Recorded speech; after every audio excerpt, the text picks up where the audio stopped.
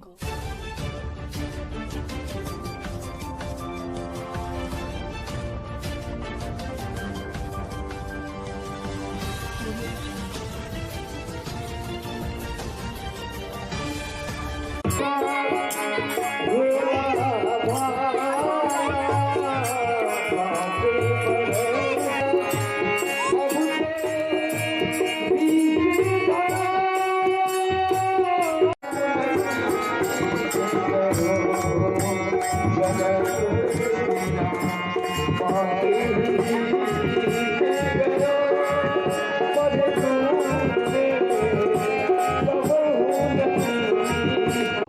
और अयोध्या जी के बाबा आए हैं, जो वो अपना कथावाचक करते हैं, लोगों को बताते हैं। क्या संदेश देना चाहते हैं इस कार्यक्रम के माध्यम से? मतलब ये संदेश देना, लोग जागरूक हो धर्म के ऊपर, ताकि जो इतना गुंडागर्दी हो रहा है, किसी का बहू बेटी लेके भागना या दारू पीना, स्मैक पीना, तो अगर ये ऐसा धर्म प्रचार होते रहेगा तो इससे लोगों को सुधार होगा। क्योंकि अगर उसके बच्चे काम करने जाती है और काम करके आती है, उसको मार पीट के पैसा ले लेता है, दारू पी लेता है, क्या खाएंगे नहीं खाएंगे उसका कोई भरोसा नहीं है। प्रशासन भी नहीं सुनता है। पुलिस प्रशासन को अगर खबर किया जाए तो वो भी जल्दी नहीं सुनता है। धर्म के माध्यम से, भागवत के माध्यम से ही लोग जागरूक होंगे, ज्ञान होंगे, इनको इन बातों को सुनेंगे तो लोग आगे बढ़ेंगे, अपने घर को सुधारेंगे। क्या लगता है नरेश जी कि लोग अगर धार्मिक प्रवृत्ति के हो जाएंगे, धर्म का प्रचार हो जाएगा, तो जितने भी अपराध है इस पर अंकुश लग जाएगा? ये हाँ, ये जरूर है कि महिला अगर जागरूक हो जाए हर जगह का तो ये अंकुश लग जाएगा। क्योंकि इस भारत देश का एक देवी के रूप में महिला ही होती है, और घर का असली देवी वही है, परम पिता परमेश्वर। अगर पति को परमेश्वर की तरह देखेंगे, किसी दूसरे मर्द के वो नहीं रहेंगे, और पुरुष को भी चाहिए कि हम किसी और के साथ वो नहीं रखें ताल्लुक। तो इससे धर्म में ये कहा जाता है भागवत में हमेशा कि कभी भी पत्नी है तो कि अपने पति को, चाहे अंधरा है या लुल्ला है, नंगरा है, उसके साथ आप कुछ समय गुजारिए। आपको नहीं लगता कि ये जो है मानवता का उल्लंघन है और मानवाधिकार का उल्लंघन है कि लंगड़ा हो, लुल्ला हो या नहीं भी कमाता हो, शराबी हो, उसके साथ रहना चाहिए पत्नी को? ये कोई धर्म तो नहीं नहीं, देखिए, लंगड़ा है, अगर पत्नी उसका कमाने लायक है, लंगड़ा को भी वो पाल सकता है।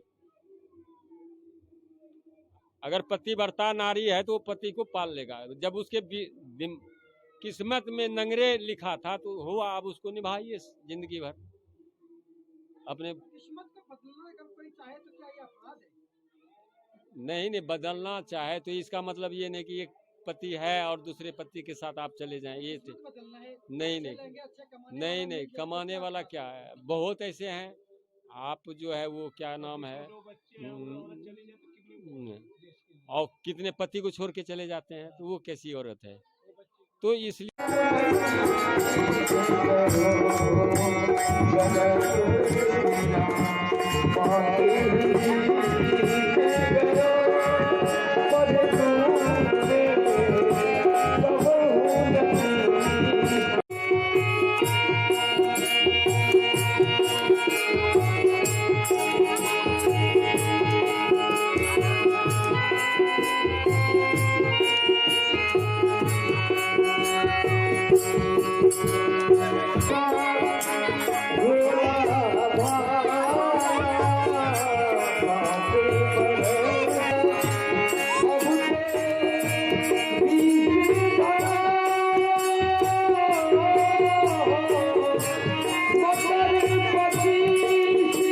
लेकिन वो खिचड़ी जरूर बना के भोग लगाता था जगन्नाथ जी को, और उसको उस पर भरोसा था, जगन्नाथ जी पर जरूर आएंगे हमारा भक्त।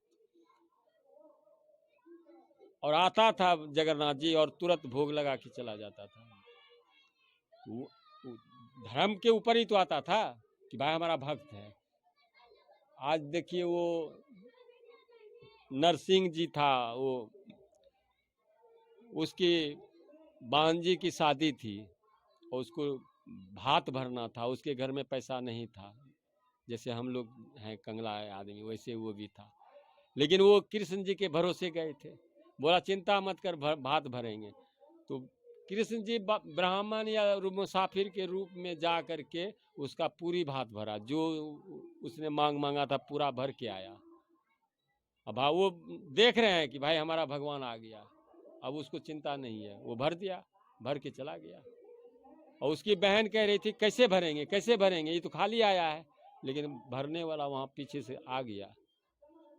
तो इसलिए भगवान पर अगर जो भरोसा रखेगा, रामचंद्र को देखिए, सबरी को उसका प्योर भक्त था, कैसे आ गया भगवान, वो उसके जूठा खा, तो ये अंकुश लग जाएगा।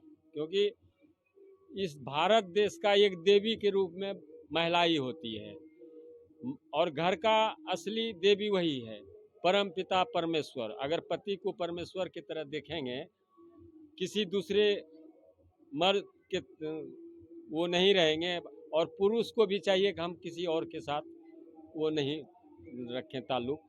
तो इससे धर्म में ये कहा जाता है भागवत में हमेशा कि कभी भी पत्नी है तो कि अपने पति को, चाहे अंधरा है या लुल्ला है नंगरा है, उसके साथ आप कुछ समय गुजारिए। आपको नहीं लगता कि ये जो है मानवता का उल्लंघन है और मानवाधिकार का उल्लंघन है कि लंगड़ा हो, लुल्ला हो या नहीं भी कमाता हो, शराबी हो, उसके साथ रहना चाहिए पत्नी को? ये कोई धर्म तो नहीं नहीं, देखिए लंगड़ा है, अगर पत्नी उसका कमाने लायक है, लंगड़ा को भी वो पाल सकता है। अगर पति बढ़ता नारी है तो वो पति को पाल लेगा। आए थे जो नारायण का अवतार हुआ है जन्म देखने के लिए, तो ब्रह्मा जी वेद के विशेषज्ञ आचार विचार वाले ये सोचते हैं ये नारायण जगत